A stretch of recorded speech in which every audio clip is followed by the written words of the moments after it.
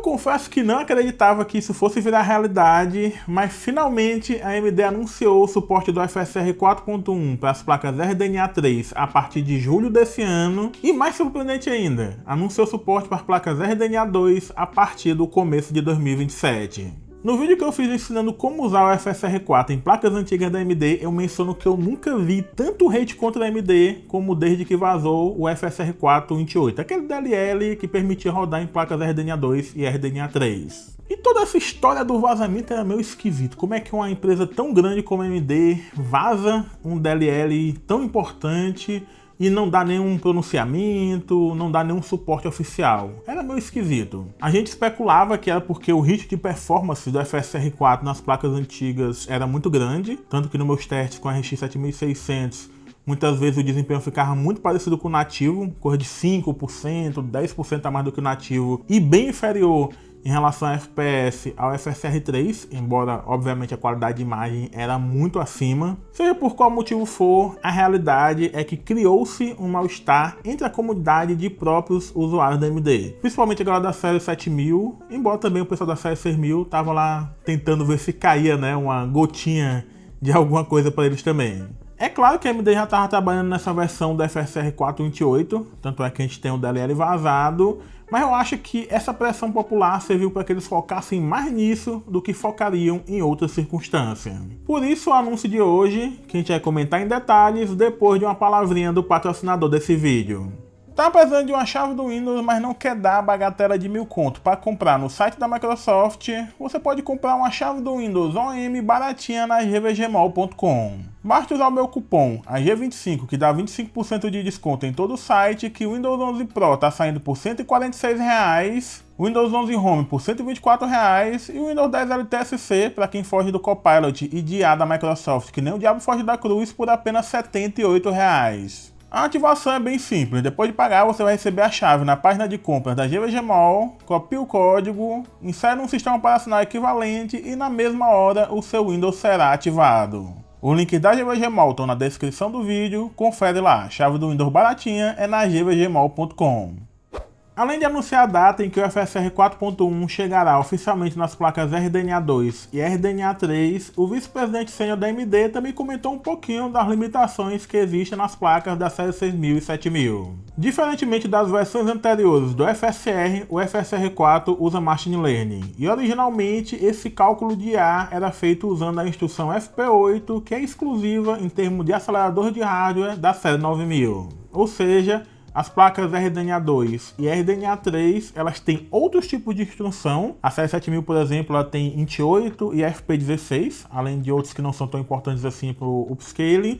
E por isso, essas placas, elas não eram capazes de rodar originalmente o FSR 4. Não é nem que elas não possam rodar, na verdade é mais porque elas não têm aceleradores para tornar esse cálculo do algoritmo do modelo FP8 tão eficiente e também com a qualidade mais precisa. Aparentemente a AMD passou os últimos meses, ou melhor, os últimos aí mais de um ano, otimizando, tunando e também validando o funcionamento dessa versão FSR 4 INT8 para rodar nessas placas mais antigas de uma forma satisfatória. Pelos exemplos que eles mostram no anúncio, a qualidade está muito próxima do FSR 4 rodando em placas RDNA 4, só que a gente não sabe ainda na questão da eficiência do hit de performance, se eles conseguiram melhorar isso. No vídeo eles falam de levar o upscaling de Machine Learning, de IA, para mais jogadores sem comprometer a qualidade e também a performance, mas a gente vai ter que testar quando sair. Eu particularmente não acho que tem como ter milagre, vai ter um hit de performance bem superior ao FSR 3,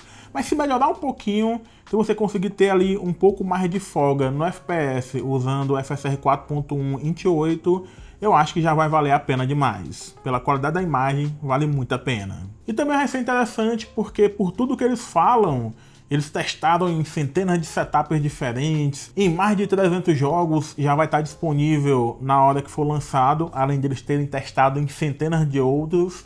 Eu acho que vai ser interessante porque a gente vai ter uma versão validada, uma versão mais sólida do que aquela versão INT8 vazada que no final das contas era uma versão em desenvolvimento, era uma versão de teste.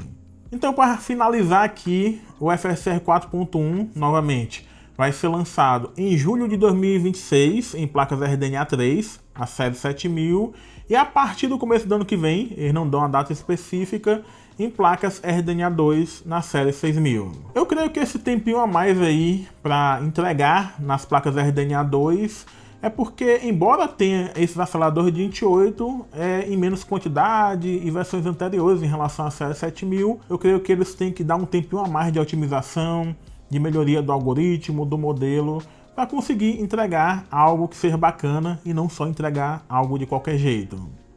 Espero que com essa notícia a galera que tava arrancando os cabelos aí na internet, xingando a AMD, com razão, obviamente, né? Embora eu acho que tava tendo um exagero. Eu entrava no Reddit da Radeon, AMD, meu Deus, era só gente xingando a AMD, não dava mais para discutir nada.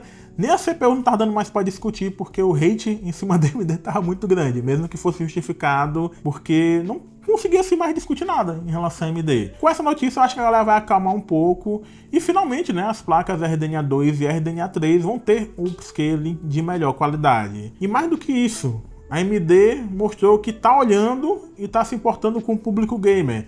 A gente às vezes tem a noção de que essas empresas, essas três, né, maiores do mercado de GPU, a gente tem noção de que eles nem estão ligando mais para o público gamer, estão focados só em investidor de IA, e é verdade, mas mostra um pouco que a AMD tá com a visão sim de agradar esse público mais básico deles, que é o público gamer, e no momento, como eu falei, que todos os investimentos estão em IA, eu acho interessante ver esse movimento ocorrer por parte da AMD.